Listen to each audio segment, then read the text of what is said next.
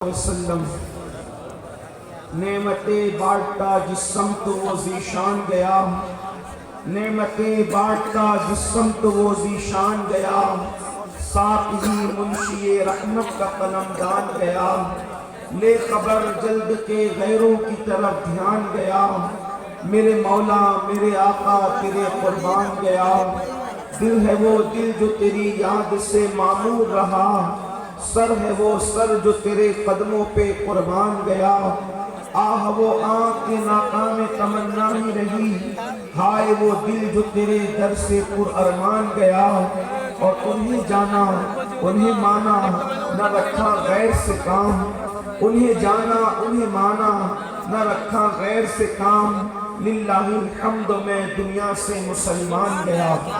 الحمدللہ اس وقت ہم سب مخدوم سمنا رحمت اللہ تعالیٰ علیہ کے مقبول ان کے پیر و مرشد حضور سیدی مخدوم علاؤلہ پنڈوی رحمت اللہ تعالیٰ علیہ کے قدموں میں ان کے عرس سراپا قدس کے موقع پر موجود ہیں، اور ساتھ ہی ساتھ حضور اشرف الاولیاء رحمت اللہ تعالیٰ علیہ کا 25واں عرس بھی منا رہے ہیں۔ مجھ سے پیشتر آپ نے بہت بڑے بڑے علماء، خطبہ، محققین اور دانشوروں سے ان کے خطابات سماعت کیے ہیں، اور اب فجر کا وقت بالکل قریب سے قریب تر ہے۔ بہت مختصر وقت کے لیے میں آپ کی خدمت میں حاضر ہوں۔ اور اس کا مقصد کیا ہے؟ اور اس کا مقصد یہ نہیں ہے کہ ہم بھیڑ اکٹھا کرنے اور جمع ہو کر کے پھر منتشر ہو جائیں، بلکہ عرس بھی ایک مقصد کے تحت کیا جاتا ہے۔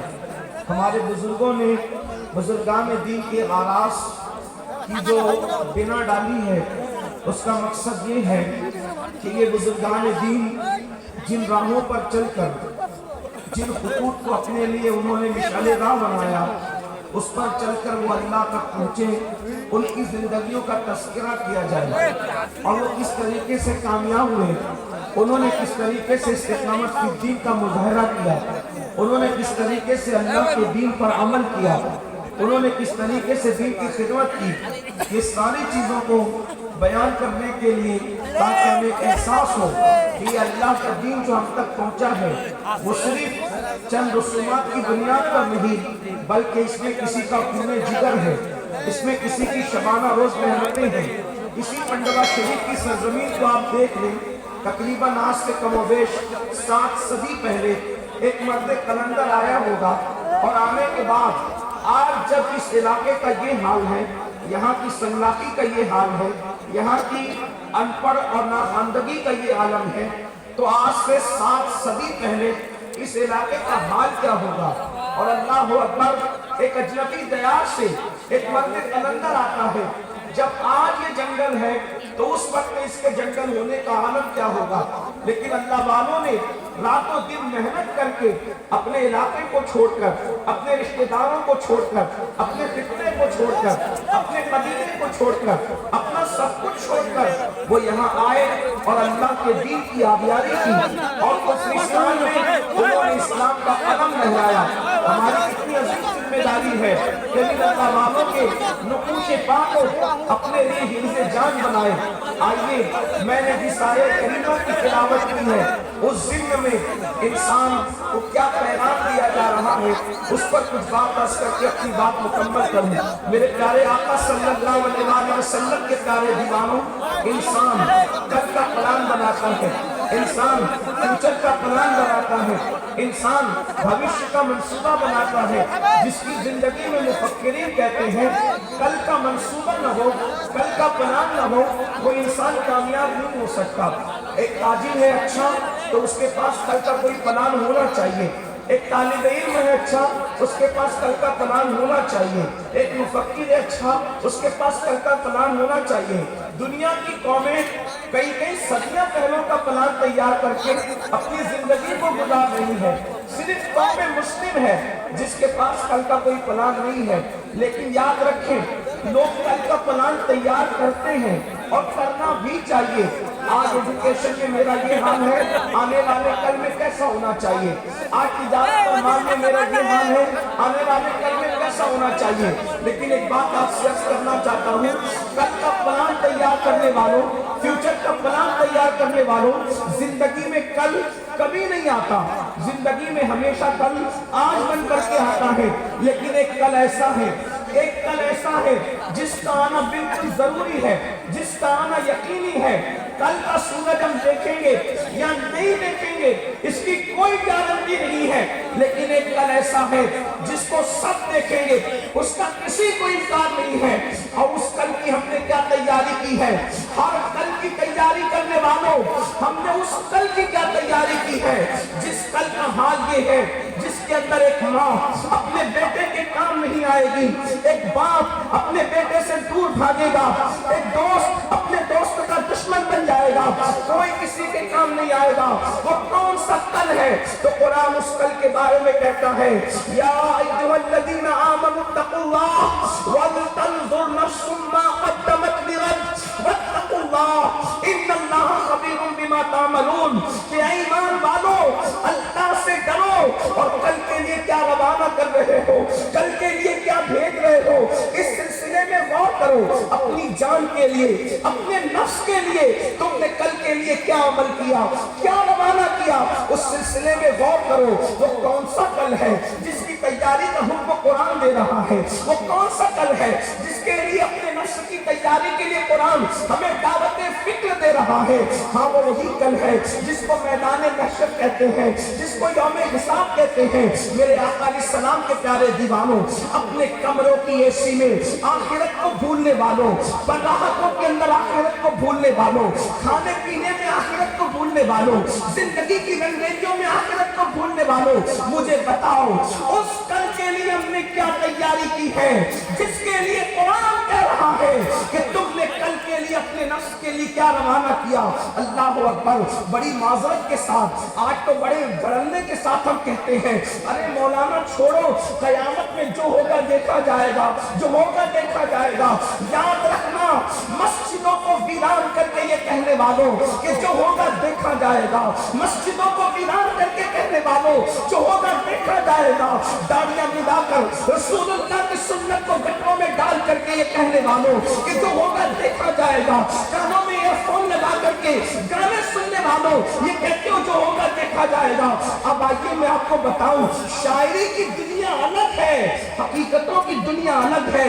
آپ کہتے ہیں دیکھا جائے گا جو ہوگا، کیا دیکھا جائے گا؟ سنو، قرآن کہتا ہے اس دن کا حال یہ ہے، الاخلاء یومئذ بعضهم لبعض عدو۔ اللہ اکبر۔ قرآن کہتا ہے کہ وہ قیامت کا دن وہ دن ہوگا جتنے تمہارے دوست ہیں، اور وہ بھی کون سے دوست؟ دوست نہیں بلکہ پکے دوست۔ اخلاء قرآن کہتا ہے، یہ خلیل کی جمع ہے اخلاء۔ جتنے تمہارے پکے دوست ہیں، قیامت کے دن وہ سب تمہارے دشمن بن جائیں گے۔ قیامت کا دن کیسا دن ہوگا؟ قرآن کہتا ہے، یوم یقوم الروح والملائکہ صفا لا یتکلمون الا من اذن۔ قیامت کا دن وہ دن ہوگا جس دن جبریل امین اور ان کے پیچھے سارے فرشتے اللہ کی ہیبت سے کانپتے کھڑے ہوں گے، کسی کو کلام کرنے کی جرات نہیں ہوگی۔ آئیے وقت کی نزاکت کو دیکھتے ہوئے اپنے بھائیوں سے اور اپنی بہنوں سے اپنی گزارش کر کے اپنی گفتگو کو مکمل کر کے گزر جاؤں۔ میرے آقا صلی اللہ علیہ وآلہ وسلم کے دیوانوں، آج حال کیا ہے؟ ہر بندہ کھانے پینے اور سونے اور موج مستیوں میں مست ہے، مرنے کے بعد اٹھنا ہے۔ اس دن کے لیے ہم نے کیا تیاری کی ہے؟ بڑی معذرت کے ساتھ لوگ آسانی سے کہہ دیتے ہیں، مولانا نماز کے لیے ٹائم نہیں ملتا۔ میرے عزیز، وہ دن قیامت کا جو دن ہوگا، وہاں نمازی کیا، روزے دار کیا، حاجی کیا، غازی کیا۔ آئیے ایک حدیث مبارکہ سن لیں اور اپنی بات مکمل کروں۔ ایک مرتبہ امیر المومنین حضرت سیدنا عمر ابن خطاب فاروق اعظم رضی اللہ تعالیٰ عنہ، فاروق اعظم رضی اللہ تعالیٰ عنہ حضرت کعب سے کہتے ہیں، حضرت کعب احبار سے۔ یہ کعب احبار کون ہے؟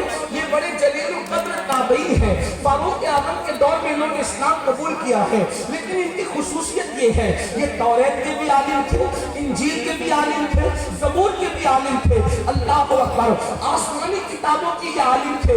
حضرت سیدنا فاروق اعظم حضرت کعب سے کہتے ہیں، اے کعب ذرا مجھے ایسی باتیں سناؤ جس کی وجہ سے میرے دل میں اللہ کا ڈر مزید پیدا ہو، اللہ کی خشیت مزید پیدا ہو، اللہ کا خوف مزید پیدا ہو۔ سن لو، فاروق اعظم وہ اللہ سے ڈرنے والی شخصیت ہے کہ اللہ رب العزت کی خشیت کی وجہ سے جب وہ روتے تھے تو ان کے چہرے پر رونے کی وجہ سے آنسوؤں کے نشان پڑ گئے تھے۔ بڑی معذرت کے ساتھ آج لوگوں کو اس اللہ کی سنتیں بھی نہیں پتا ہے اور وہ جنت کے خواب دیکھ رہے ہیں۔ اللہ اکبر، لوگوں کو کلمے کا ترجمہ بھی یاد نہیں ہے اور وہ گھمنڈ کرتے ہیں، مولانا ہم جنت میں نہیں جائیں گے تو کون جنت میں جائے گا؟ یاد رکھو، جن کو رسول اللہ نے جنت کی بشارتیں دی ہے وہ قیامت کو یاد کر کے کیسے روتے ہیں؟ سیدنا صدیق اکبر، کون صدیق اکبر جن کے بارے میں پوری امت کے جمہور کا یہ عقیدہ ہے افضل البشر بعد الانبیاء بالتحقیق، جس کو رسول اللہ نے اپنی ظاہری حیات میں اپنے مسلح امامت پر کھڑا کیا، وہ ابو بکر صدیق جو صحابہ کا امام ہے، وہ صدیق اکبر کہتے ہیں کاش میری ماں نے مجھے انسان کی شکل میں پیدا نہ کیا ہوتا، میں کسی مومن کے سینے کا ایک بال ہوتا تاکہ قیامت کے دن اللہ کی بارگاہ میں حساب دینے سے بچ جاتا، قیامت کے دن اللہ کی بارگاہ میں جواب دینے سے بچ جاتا۔ مجھے بتاؤ، جو مصطفیٰ جان رحمت کے ساتھ ہے کہاں ساتھ نہیں؟ سفر میں صدیق ساتھ ہے، حضر میں صدیق ساتھ ہے، جہاں کوئی ساتھ نہ تھا اس گاؤں میں بھی صدیق اکبر مصطفیٰ جان رحمت کے ساتھ ہے، اور آج بھی بازار میں مصطفیٰ جان رحمت کے ساتھ آرام کر رہے ہیں۔ اس کے باوجود بھی اللہ اکبر، اس کے باوجود بھی صدیق اکبر، ان کے قیامت کے دن کی کیفیت کیا ہے؟ حضور محدث اعظم کے چھوٹی رحمت اللہ علیہ صدیق اکبر کی شان بیان کرتے ہوئے کہتے ہیں، مرتبہ حضرت صدیق کا یہ ہے سید اور فضیلت کے وہ جامع ہے نبوت کے سوا۔ اور صدیق اکبر جو ہر فضیلت سے جامع ہے، وہ کہہ رہے ہیں، کون کہہ رہا ہے کاش میں کسی مومن کے سینے کا بال ہوتا تاکہ قیامت کے دن اللہ کی بارگاہ میں حساب سے بچ جائے۔ میری قوم کے وہ جوان جن کے ہاتھوں میں شراب کے پیالے ہیں، جن کے ہاتھوں میں موبائل میں گندی فلمیں ہیں، جن کا حال یہ ہے کہ وہ کبھی سود کی شکل میں کبھی جوئے کی شکل میں حرام لقمے کو اپنے پیٹ میں ڈال رہے ہیں، آج وہ سوچ رہے ہم جنت میں جائیں گے کیونکہ ہم نے تو فلاں بزرگ کا دامن پکڑا اور فلاں بزرگ کا، سارے بزرگوں کے دامن بڑے قیمتی ہیں، لیکن ابو بکر صدیق نے اس بزرگ کا دامن پکڑا تھا جہاں پر ساری بزرگیاں ختم ہو جاتی ہے۔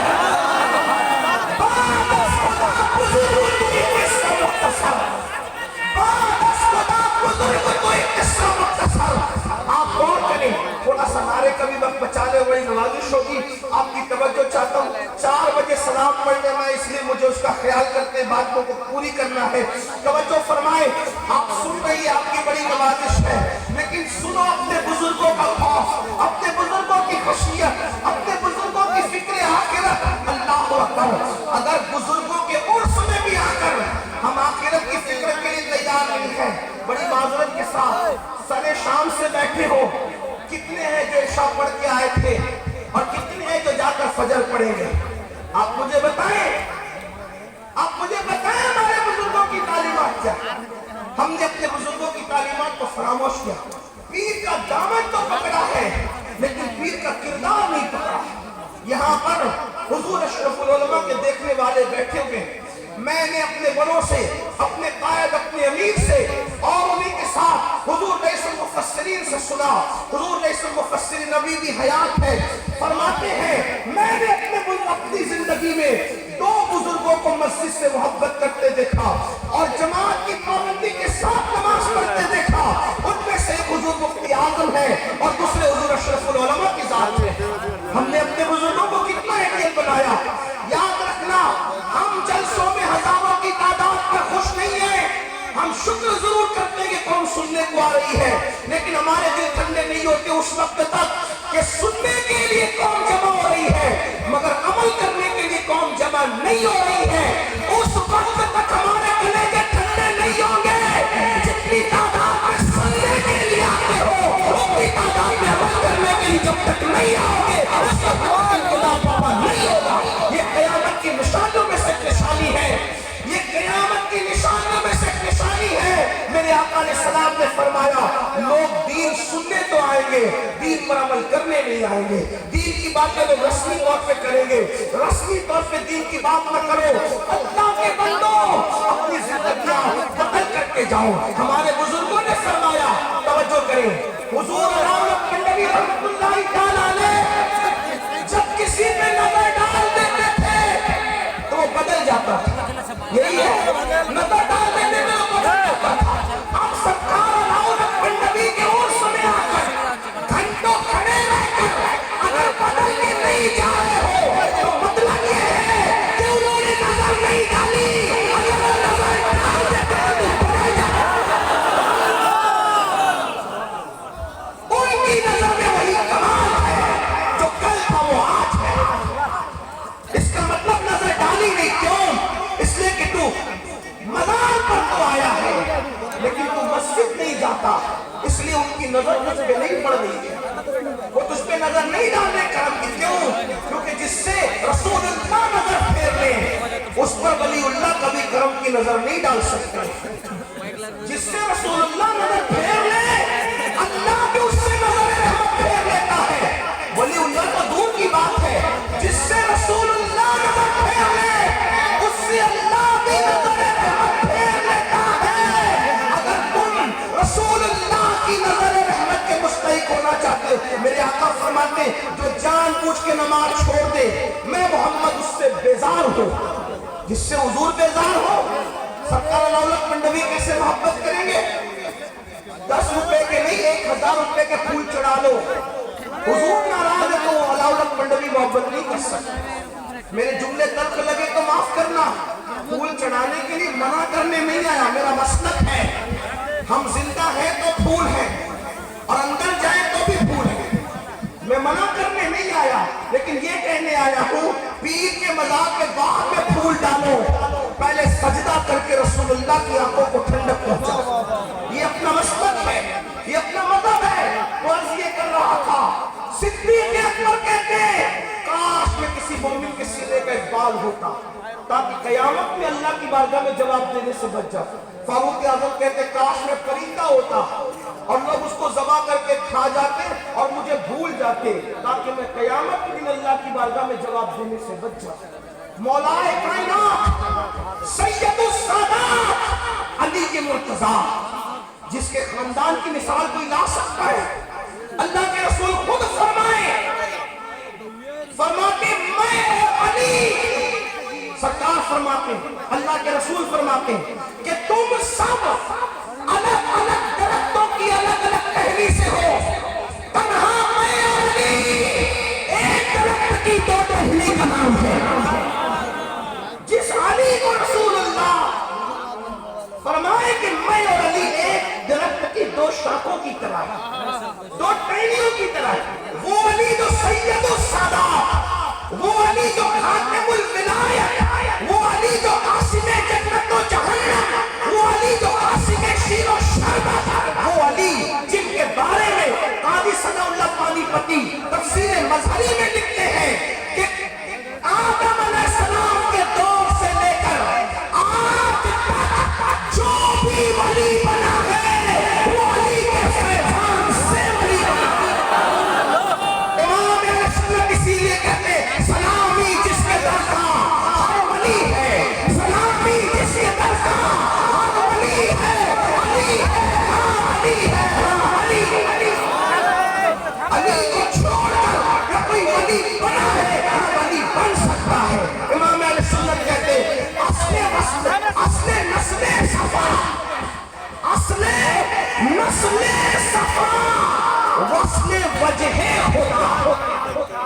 کوئی اس کی تشریح کرے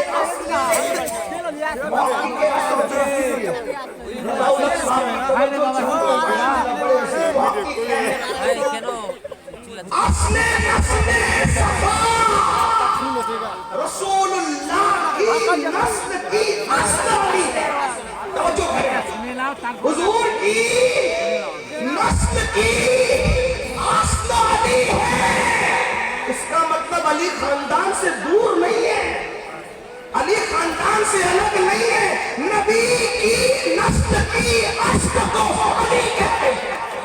آقا نے فرمایا سب کی نسل اس کی اپنی پشت میں ہے، میری نسل اللہ نے علی کی پشت میں ہے. اصل نسل صفا. اور دوسرا مرتبہ کیا بیان کیا؟ وصل وجہ خدا. یعنی کتنی بھی عبادتیں کر لے، اگر دل میں علی کا بغض ہے تو خدا کا وصل نصیب نہیں ہو سکتا. علی کا بغض کتنی عبادتیں کر لے، وصل نہیں نصیب ہو سکتا. کیسے ہوگا؟ جب تک علی کو نہ پکڑے. لیکن ایک بات اور واضح طور پہ بیان کر دوں، علی والا وہ نہیں، اہل منبر کی دعائیں، علی والا وہ نہیں جو صدیق اور فاروق کے لیے دل میں بغض رکھے کہ صرف علی علی کرے اور صدیق اور فاروق اس کو ہضم نہ ہو، بلکہ جس کو صدیق اور فاروق ہضم نہ ہو وہ سینہ دنیا میں خود کے ہاتھوں سے پٹنے کے قابل ہے اور قبر میں فرشتوں کے ہاتھوں سے پٹنے کے قابل ہے، جس میں صدیق اور فاروق نہ ہو. لیکن وہ دل جس کے 4 یاروں کی محبت ہے وہ سچا علی والا ہے. ہاں، ہم وہ علی والے ہیں کہ صدیق اکبر کو ہی مانتے ہیں، فاروق اعظم کو ہی مانتے ہیں، عثمان غنی کو ہی مانتے ہیں، مولا علی کو ہی مانتے ہیں، اور وہ بھی الگ ترتیب مانتے ہیں. جیسے خلافت الگ ترتیب مانتے ہیں ویسے فضیلت بھی الگ ترتیب. کچھ لوگ کہتے نہیں ہم لوگ سید ہیں تو ہم ایسا نہیں مان سکتے کیونکہ علی ہمارے باپ ہیں. میں نے کہا سیدوں کا عقیدہ تو پہلی دن سے یہ ہے کہ علی باپ ضرور ہیں، مگر رسول اللہ نے جس کو جو مرتبے دیے ہیں ہم وہ ماننے کے پابند ہیں. آپ کہیں گے وہ کیسے؟ تو وہ اس طرح سے امام زین العابدین سے کسی نے پوچھا کہ ابو بکر کا کیا تعلق تھا رسول اللہ سے اور حضور کی بارگاہ میں ان کا کیا مرتبہ تھا. توجہ کریں، کس سید سے پوچھا؟ جو مولا علی کے ڈائریکٹ پوتے ہیں اس سید سے پوچھا، جس کا شجرہ نسب سنیوں کے بچے بچے کو یاد ہے. ان سے پوچھا صدیق اکبر کا کیا مرتبہ تھا رسول اللہ کی بارگاہ میں. تو میرے امام سید سجاد زین العابدین پاک نے فرمایا پوچھنے والے تو پوچھتا ہے کہ ان کا کیا مرتبہ تھا حضور کی بارگاہ میں. ارے جو آج ہے وہی کل تھا، جو آج ہے وہی کل تھا. مطلب کیا؟ آج سب سے زیادہ قریب سو رہے ہیں، کل بھی سب سے زیادہ قریب تھے رسول اللہ کے. اور جو جتنا حضور سے قریب ہوگا وہ اتنے ہی مرتبے میں افضل ہوگا. یہ بات بھی آپ کو یاد رکھنا چاہیے. ہم ضرور علی علی کریں گے لیکن دل میں خلفائے راشدین کی محبت کے ساتھ، ان کی الفت کے ساتھ. تو بات یہ عرض کر رہا تھا وہ علی آدم علیہ السلام کے دور سے لے کے اب تک جو ولی بنے علی کی وجہ سے، یعنی علی پیدا ہونے سے پہلے ولی بناتے ہیں. یہ علی کا مرتبہ ہے. وہ علی جس کے بارے میں آقا نے فرمایا علی جس کو چٹھی دیں گے وہی پل صراط سے ثابت قدمی سے گزرے گا اور وہی جنت میں جائے گا، اور علی جس کو چٹھی نہیں دیں گے وہ کٹ کے گر جائے گا. لیکن وہ علی یہ مرتضیٰ کا حال بھی یہ تھا کہ رات کے آخری حصے میں آخرت کو یاد کر کے اپنی مغفرت کی دعا کرتے ہوئے ایسے روتے تھے، ایسے جیسے کسی کو سانپ ڈس لیتا ہے تو وہ کیسے تڑپتا ہے اور کیسے بلکتا ہے. ایسے تڑپ تڑپ کر علی یہ مرتضیٰ اپنی داڑھی کو پکڑ کر اللہ کے خوف اور خشیت سے روتے تھے. جن کے بیٹے جنتی جوانوں کے سردار ہیں، جو خود ولیوں کے سردار ہیں، جو خاتم الولایت ہیں، جن کی خاندان کے اندر امام مہدی پیدا ہوں گے. بلکہ یہ کہہ دوں جتنے ولی علی کی نسل میں پیدا ہوئے خدا کی عزت کی قسم اتنے بڑے ولی کسی کی نسل میں پیدا نہیں ہوئے اور نہ پیدا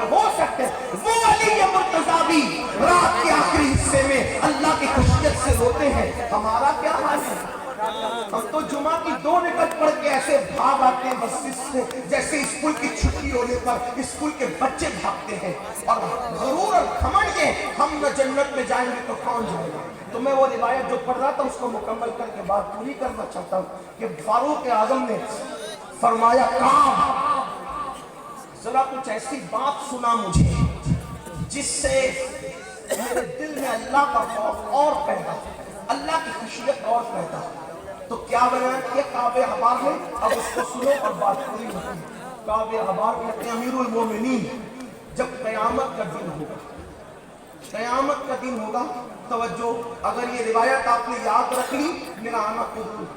वैसे अल्हम्दुलिल्लाह मुझे उम्मीद हो चली है कि मेरा आना तो कबूल ही है। हाँ, मेरा आना इसलिए कि मेरे मखदूम के मखदूम की बारगाह में आज जो हाज़िरी हुई है, ऐसा लगता है कि यकीनन मेरा दामन गौहर मुराद से भर गया। अल्हम्दुलिल्लाह हुज़ूर कादरी मियां मद्दज़िल्लहुल आली के साथ, हुज़ूर निज़ाम मियां साहब के साथ और सादात किराम और भी थे, हमारे बड़े भाई यासिन बापू, माशाल्लाह बड़ी बरकतें नसीब हुई। और आकर ऐसा लगा कि हम बहुत देर में आए, बचपने से आने की तमन्ना थी लेकिन बहुत देर में। कुछ लोग ऐसे होते हैं जिनकी फजीलत बयान करने के लिए दफ्तर नहीं चाहिए होते हैं, जिनकी फजीलत के लिए एक जुमला ही समझने के लिए समझदारों को काफी होता है। कोई पूछे कि लाउला पंडवी का मर्तबा क्या है, मैंने कहा जो मखदूम अशरफ का भी मुर्शिद हो उसके मर्तबे का अंदाजा खुद लगा लेना चाहिए। और मखदूम अशरफ खुद मुर्शिद घराने से ताल्लुक रखते थे। अली मुर्तजा से लेकर के उनके वालिद तक कोई ऐसा ना था जो मुर्शिद ना हो। लेकिन इतनी दुनिया घूम करके जिस खालिद इब्न वलीद के शहजादे के पास आए हो मखदूम अशरफ, आखिर यहाँ क्या नहीं रहा होगा जब अशरफ सिमना जैसी हस्ती यहाँ आकर के रुक गई। अशरफ सिमना ने जिसके दर की जारूक कशी की हो, उसके दर की अहमियत का अंदाजा तो लगाएं। समझदारों के लिए इशारा काफी होता है। अशरफ सिमना जैसा मखदूम जिसका खादिम बन करके आए, उस अलाउल हक पंडवी के मर्तबे का अंदाजा लगाएं। लोग अंदाजा तो करें इस चौखट का, इस चौखट का लोग अंदाजा करें जहां पर मखदूम अशरफ जैसा खादिम बन करके आया। लोग कोई गौर तो करे, कुछ हस्तियां ऐसी होती है जिनके मर्तबे पढ़ने के लिए एक जुमला काफी होता है। जैसे लोग कहते हैं खदीजतुल कुबरा की फजीलत क्या है, मैंने कहा मखदूमे कायनात की मखदूमा है, इससे क्या फजीलत है। मखदूमे कायनात की मखदूमा सैयदा फातिमा तो ज़हरा की मखदूमा को खदीजतुल कुबरा कहते हैं। तो कुछ हस्तियां होती ऐसी है जो सूरज की तरह खुद छुपकर सितारों को चमकाती है। ये ऐसे लोगों में से है जिनकी चौखट पर हम आए हैं। यहाँ आके भी बदल कर न जाओ तो हमसे बड़ा महरूम कौन हो सकता है, बड़ा बदबख्त कौन हो सकता है। और सुन लो, अल्लाह के रसूल ने सहाबा से कहा दुआ किया करो कि न बदबख्त बनो न महरूम बनो। दुआ करो न बदबख्त बनो न महरूम बनो। तो सहाबा ने पूछा हुजूर बदबख्त और महरूम कौन है? तो मेरे आका ने फरमाया जो नमाज छोड़ दे वो बदबख्त भी है वो महरूम भी है। बदबख्त और महरूम न बनो, यहाँ आकर के नेक बख्ती इख्तियार करो। हमारे मखदूम साहब मखदूम अशरफ जानी समनानी फरमाते हैं जो मेरी चौखट में आएगा वो कभी बदबख्त नहीं हो सकता। तो जो मखदूम सिन्ना की चौखट पे चला जाए वो बदबख्त नहीं हो सकता। तो ये तो उनके भी मखदूम की चौखट है, यहाँ आकर के कोई बदबख्त कैसे हो सकता है। अपनी बदबख्ती मिटाओ। और मखदूम पाक ये भी फरमाते हैं फजर की नमाज में सोते पड़े रहने वालों मखदूम साहब फरमाते किसी नफली इबादत से मुझे वो मकाम न मिला जो रात के आखिरी पहर में जाकर मुझे मकाम मिला। रात के आखिरी पहर में जागना वो मकाम रखता है कि किसी नफल इबादत से फरमाते मुझे वो मर्तबा नहीं मिला जो रात के आखिरी हिस्से में जगने से मर्तबा मिला। काश हम अपने बुजुर्गों पे तवज्जो करते। तो अर्ज कर रहा था कि हजरत काब अहबार से कुछ कहा जरा ऐसी बातें सुना जिससे अल्लाह का खौफ मेरे दिल में मजीद पैदा। अब काब कहते हैं अमीरुल मोमिनीन क़यामत का जब दिन होगा, क़यामत का दिन, इस हदीस को याद कर लेना। फरमाते क़यामत का जब दिन होगा اس دن اللہ فرشتوں کو حکم دے گا کہ جہنم کو میدان محشر میں لاؤ. تو کعب احبار کہتے ہیں امیر المومنین جب فرشتے جہنم کو قیامت کے دن لائیں گے تو جہنم کے منہ میں 70,000 لگامیں ہوگی اور ہر ایک لگام پر 70,000 فرشتے ہوں گے جو جہنم کو کھینچ کر کے لائیں گے. جب جہنم کے شرارے اوپر بلند ہوں گے تو لوگوں کے سینے اللہ کے خوف سے جو ہے وہ اللہ رب العزت کے خوف سے بے چین ہو جائیں گے. لوگوں کے سینے سے ہوف اٹھے گی. جب دوسری مرتبہ شرارے بلند ہوں گے جہنم کے تو لوگوں کے دل ان کے حلق میں آ کر اٹک جائیں گے. اگر حلق میں لقمہ اٹک جائے تو کیا کیفیت ہوتی ہے. جہنم جب دوسری مرتبہ سانس لے گا اور اس کے شرارے بلند ہوں گے. یہ قیامت کے دن کا منظر ہے میرے بھائی, جس کے بارے میں ہم کہتے ہیں جو ہوگا دیکھا جائے گا, نپٹ لیں گے, دیکھ لیں گے, یہ ہوگا وہ ہوگا. یاد رکھیں یہ حدیث ہے. کعب احبار کہتے ہیں جب دوسری بار شرارے جہنم کے بلند ہوں گے تو لوگوں کے دل حلق میں اٹک جائیں گے. اور اب سنو, دل کے کانوں سے سنو سنیو.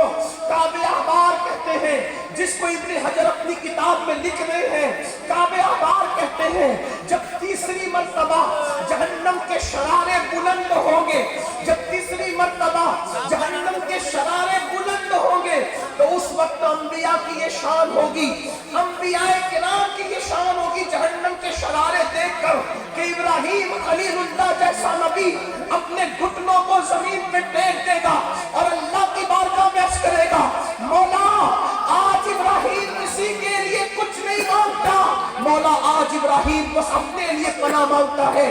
آج ابراہیم کو پناہ دے دے, آج ابراہیم کو امان دے دے. آپ بتائیں تو صحیح, مسجد بنانے والے کی بات نہیں کر رہا ہوں, جس نے کعبہ بنایا اس ابراہیم علیہ السلام کی یہ شان ہوگی.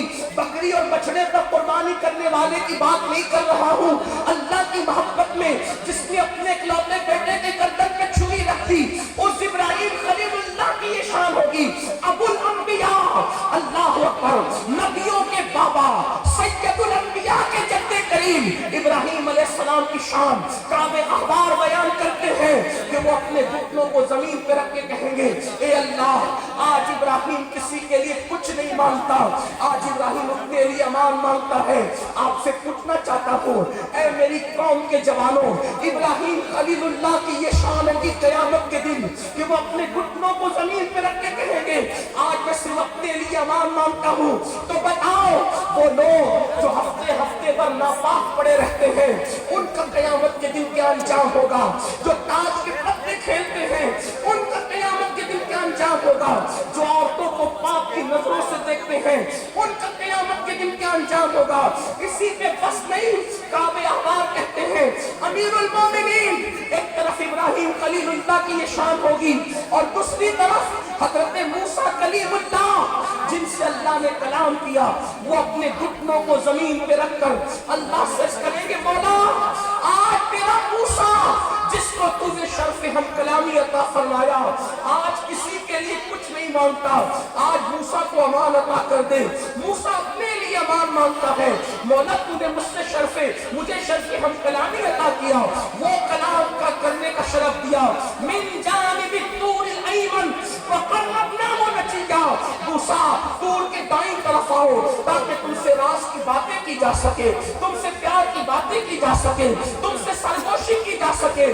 اللہ اکبر, او موسیٰ کلیم اللہ اپنے گھٹنوں کو زمین پر رکھ کے کہیں گے, اے اللہ آج میں کسی کے لیے کچھ نہیں مانگتا بلکہ آج تو میں اپنے لیے امان مانگتا ہوں. حضرت فاروق اعظم رو پڑے, آنکھوں میں آنسو آ گئے.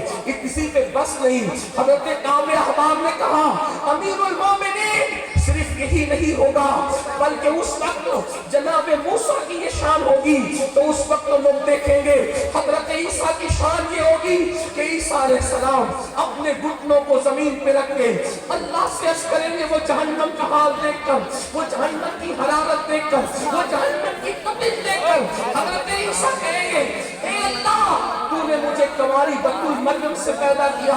मौला आज मैं अपनी माँ मरियम के लिए भी कुछ नहीं मांगता, आज मैं मरियम के लिए भी कुछ नहीं मांगता। मौला आज तो ईसा को अपनी जान की अमान दे दे। मौला मैं अपने लिए अमान मांगता हूँ। मुसलमानों बताओ उस दिन के लिए क्या तैयारी की? यही ना कि फजर की नमाज में सोते पड़े हो, ज़ोहर और असर में कारोबार में मसरूफ हो, मगरिब और इशा में बच्चों में मसरूफ हो। बताओ क्या तैयारी की?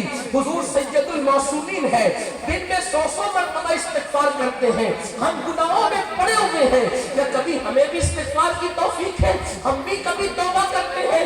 सुन लो, हज़रत काब अहबार ने सैयदना फारूक आज़म से कहा, अमीरुल मोमिनीन, जब जहन्नम लाया जाएगा बैल के नाक के एक सुराख की कितना, बैल के नाक के एक सुराख के इतना मशरिक की तरफ से जहन्नम को खोला जाएगा, तो जितने लोग मगरिब में खड़े होंगे उन सबके भेजे खौल खौल कर उनके पैरों पे गिरेंगे। ये क़यामत के दिन का हाल है। और फिर काबे अहबार का तारीखी जुमला, उस पर अपनी गुफ्तगू मुकम्मल करता हूँ। फारूक आज़म से काबे अहबार कहते हैं, अमीरुल मोमिनीन, अगर आप क़यामत के दिन 70 अंबिया के बराबर भी अमल लेकर जाएंगे तो आप अपने अमल को हकीर समझेंगे, जबकि गैर नबी किसी नबी के बराबर अमल नहीं कर सकता।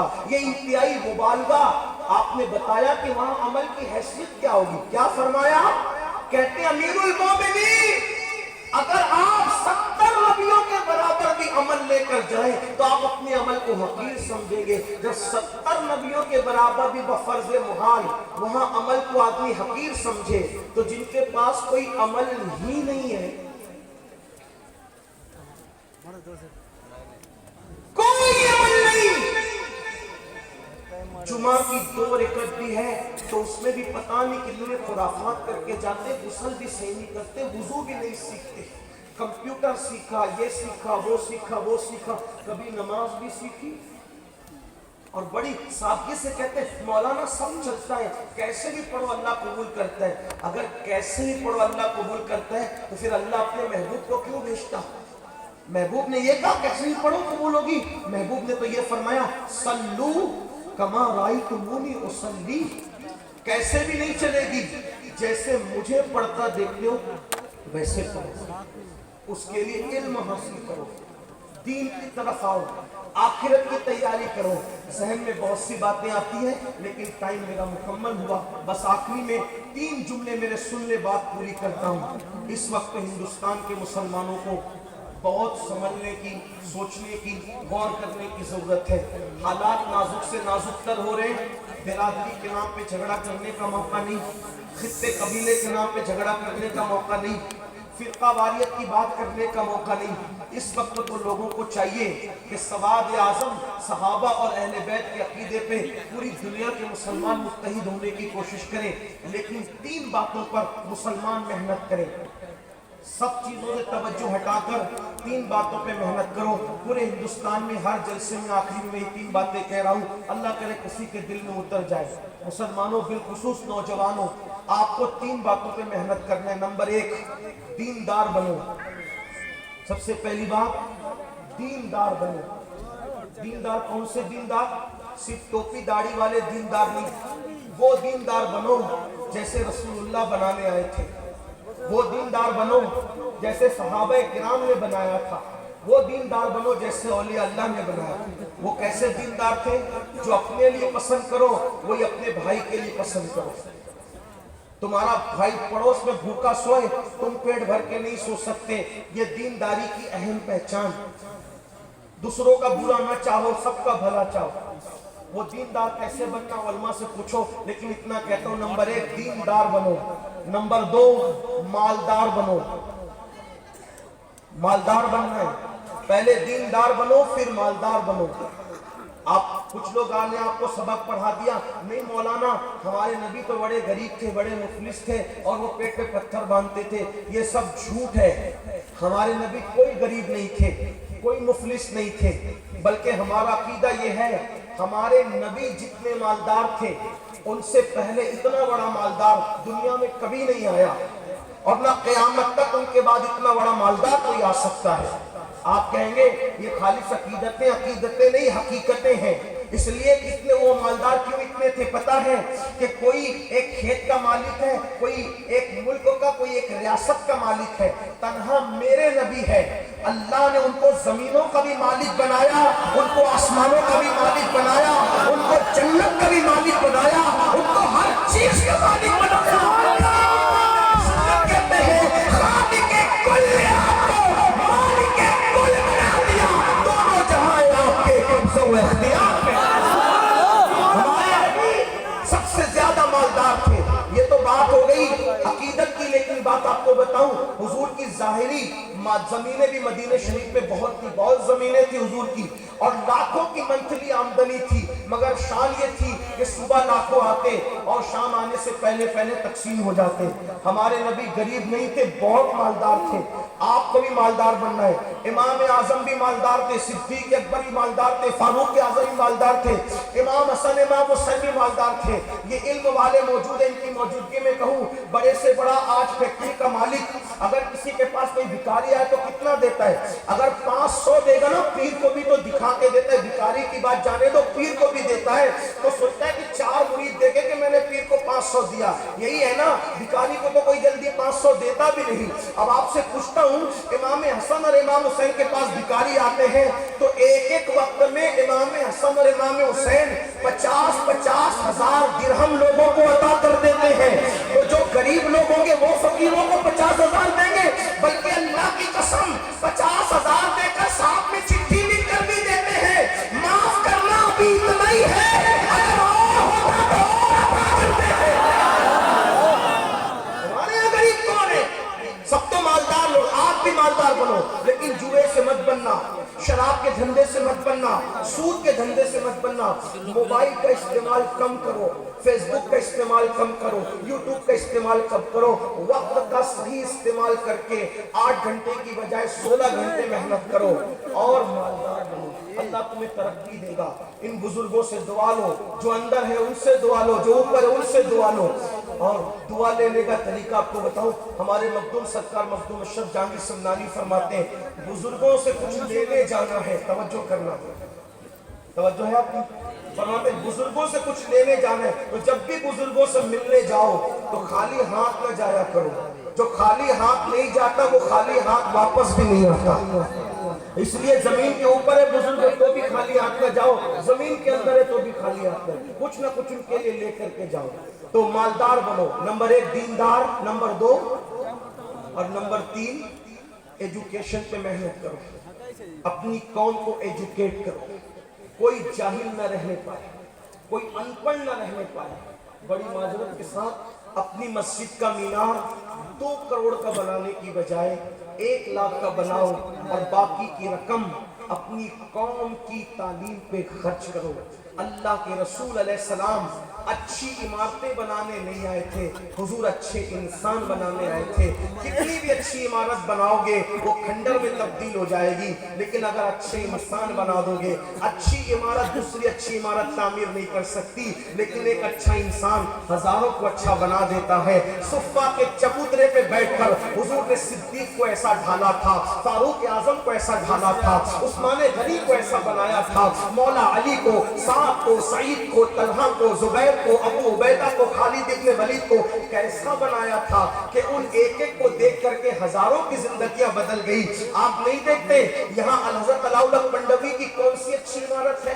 مجھے پورے پنڈوا میں بتا دو، ہے کوئی ایسی عمارت جس کو آپ تاج محل کے برابر قرار دیں، فتح پور سیکری کے برابر قرار دیں، لال قلعہ کے برابر قرار دیں؟ نہیں بتا سکتے آپ۔ کیوں؟ ان کا مقصد اچھی عمارت نہیں تھا، وہ اچھی عمارت بنانے نہیں آئے تھے، لیکن ایک اشرف کو اتنا اچھا بنا دیا، ایک اشرف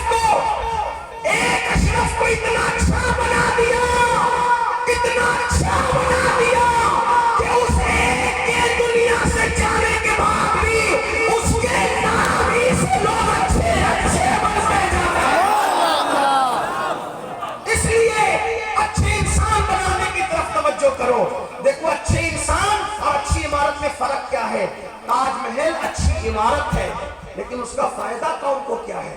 شاہ جہاں نے اچھی عمارت بنائی, اس کا فائدہ قوم کو کیا ہے. علاؤالدین پنڈوی نے اچھا انسان بنایا, اس کا فائدہ دیکھ لو. یہ چمکتے ہوئے چہرے کیا اشرف کا فیضان نہیں. یہ محفل کی چمک کیا سرکار اشرف کا فیضان نہیں.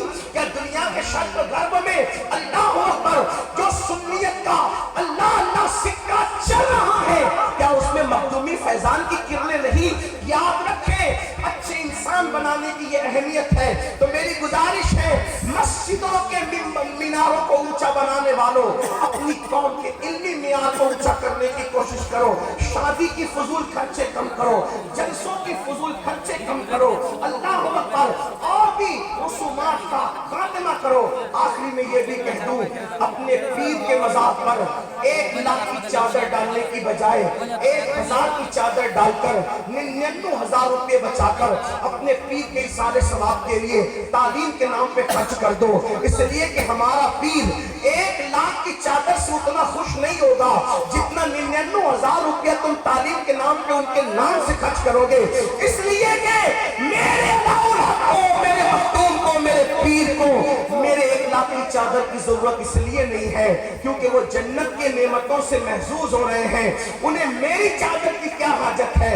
عقیدت کے لیے تو 1000 کی چادر بھی کافی ہے. اور باقی جس قوم کو اٹھانے کے لیے انہوں نے سمنا چھوڑا, لاہور چھوڑا, کسی نے ایران چھوڑا, کسی نے عراق چھوڑا, آئیے ہم بھی عہد کریں کہ ہم اپنی قوم کو اوپر اٹھانے کی کوشش کریں. دیندار بنو, مالدار بنو, ایجوکیشن پر محنت کرو. میں حضور قادری میاں کو اور مخدوم اشرف مشن پنڈوا والوں کو مبارکباد پیش کرتا ہوں کہ اس جنگل کے اندر اتنی خوبصورت عمارت انہوں نے بنائی اور ماشاءاللہ درجنوں بچوں کی فراغت آج ہو رہی ہے. اسی طریقے سے میں سرکار اخی سراج آئینہ ہند کی بارگاہ میں مخدوم صاحب کے مخدوم کے مرشد کی بارگاہ میں گیا تو میں نے وہاں بھی دیکھا انگلش اسکول کا قیام ہو رہا ہے, ادارے قائم ہو رہے ہیں. میری گزارش ہے رسومات پر پیسہ خرچ کرنے کی بجائے تعلیمات پر پیسہ خرچ کرنے کی کوشش کرو تاکہ ہم اپنی قوم کو منظم کر کے آگے بڑھا سکیں. کیونکہ میرے آقا علیہ السلام نے فرمایا جس نے اس حالت میں صبح کی کہ میری امت کی بھلائی کا کوئی منصوبہ نہیں بنایا فلیسا منا, وہ میری سوسائٹی کا ممبر نہیں ہے.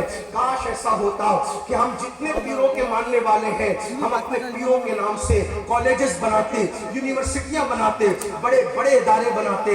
یاد رکھیے گنبدوں کی تعمیر کے ساتھ ساتھ ہمیں چاہیے کہ ہم اداروں کی تعمیر کے لیے کمر کس لیں تاکہ ہماری آنے والی نسلیں علم کے زیور سے ایسی آراستہ ہو جائے کہ جدھر رخ کریں ادھر انقلاب پیدا ہو. لوگ کہتے ہیں ہم اس لیے نہیں پڑھاتے کہ نوکری نہیں ملتی. میرے بھائی ہم نوکری کے لیے نہیں پڑھاتے, ہم اپنے بچوں کو اچھا انسان بنانے کے لیے پڑھاتے ہیں.